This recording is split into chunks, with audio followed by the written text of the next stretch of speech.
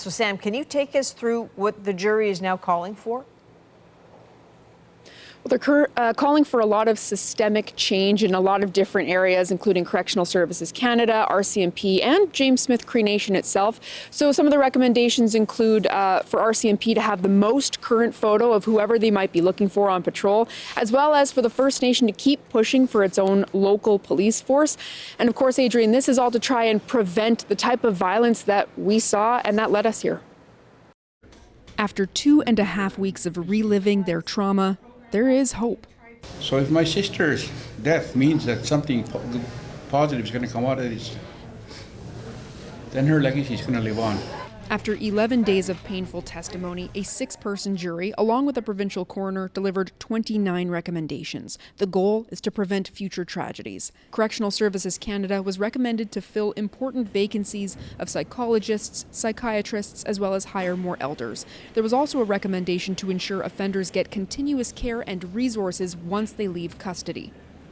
The RCMP received several recommendations, including a push to share more information about wanted persons with First Nations leaders and quarterly meetings with James Smith Cree Nation to address ongoing drugs and gang issues.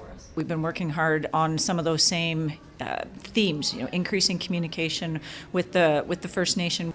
This all stems from September 2022, when in a matter of hours, one man killed 11 people and injured 17 others. Most victims were from James Smith Cree Nation. During the inquest, a jury heard exactly how emergency services responded to the violence and what led to it, including Sanderson's abusive childhood, how he abused his common-law spouse, and how he took cultural programming in prison to try and address his struggles with anger and addictions. Many from James Smith Cree Nation hope these recommendations help address the effects of intergenerational trauma, since they believe it played a part in the killings. We haven't begun to see the shift in the generations that have pursued the education and the experience to be in those roles. And when that time comes, our communities will look a little differently. So Sam, now that the recommendations are out, what comes next?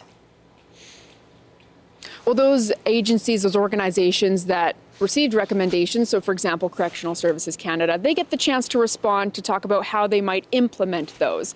And so we've heard from the First Nation how they want to have meetings with each agency to ensure that those recommendations come to fruition. And that's really what we heard from the families too, Adrienne, is they have hope right now. There's hope for change, but if nothing happens in 5 years, it's going to be a different story. Right. Sam Sampson in Melfort, Saskatchewan tonight. Thanks, Sam.